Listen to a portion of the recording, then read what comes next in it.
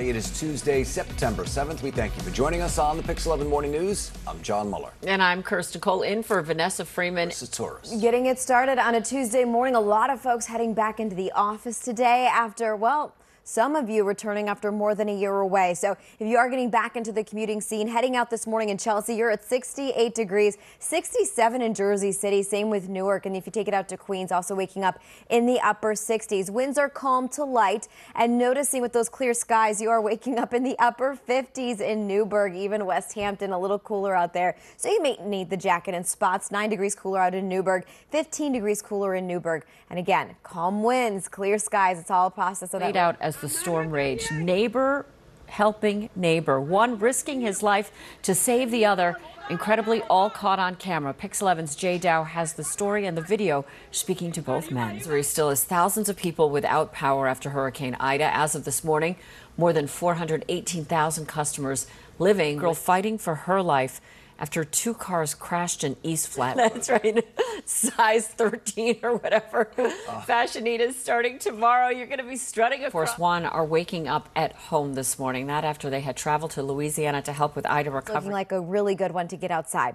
Temperatures right now are in the 50s and 60s. We're at 65, so a little bit cooler than this time yesterday. Noticing wind still out of the west-northwest right now, and you're hard-pressed to find a cloud. You still have high pressure anchored over the region today, and as that gradually shifts a little bit further east, that'll change our winds to more of a northwesterly wind. But we're September 7th, time right now, 5:29, 65 degrees. I'm John Muller. It is nice. It's crispy out there. It's a great fall-feeling day. I'm Kirstin Cole. Here counties left off that list that were also impacted by the storm. Mayors in Hudson County say they're shocked that they weren't those schools. Michelle, thank you for that story.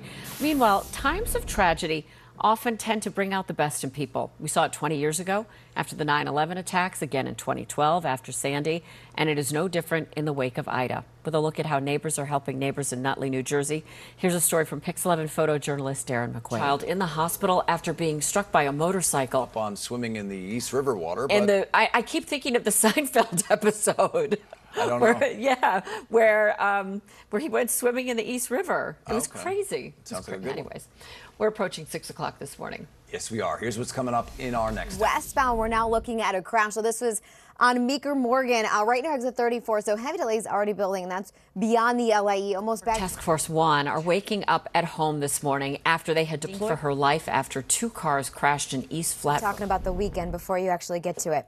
Wanted to talk about this commuter alert. Mentioned it about 10 minutes ago. New Jersey counties, but not included in the list is Hudson County, despite seeing police emails revealing an increase in incidents and concerns in the hours leading up to rioters storming the U.S. Capitol on January 6th.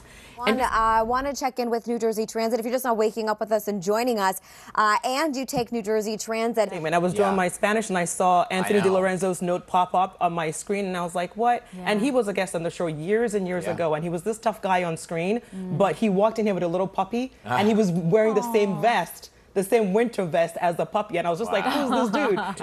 This is going to be really good, though. Okay. I can't wait to see it. And I'm not just saying. It's 10 o'clock hour on this Tuesday morning, and yes, Kirstin Cole has decided to join us. Thanks for inviting me back. I guess you weren't that invited. means I passed the test. Just kind of showed up, but we'll take it. Listen, I hover around the empty chairs. Anytime I'm like that woman at a bar, right? Like you know, the one that sort of like hovers behind you, just waiting for you to go to the restroom, and then they're like, "Oh, I'm sorry, did you actually leave?" Exactly.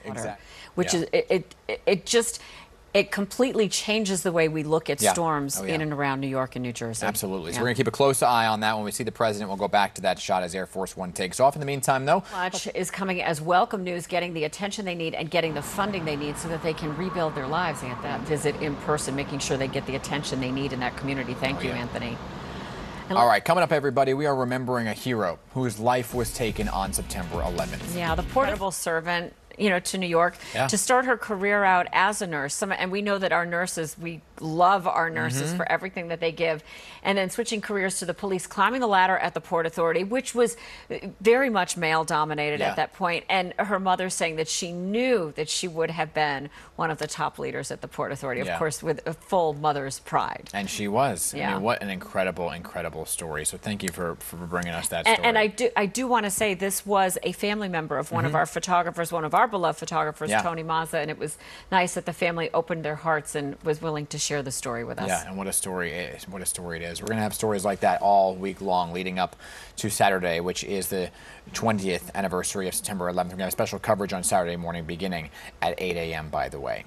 All right, 10:18, still ahead, everybody. Switching gears here, Janet Jackson taking control of her own story. What we're talking about, OG's giving us our first look at this new documentary, promising the truth about the icon's journey told by her. But first, let's get back out. And we're always pushing each other off of it, right? So she's like, more light for me. Get out of here. So what do you do on your commute to and from work? Kirstin sings show tunes.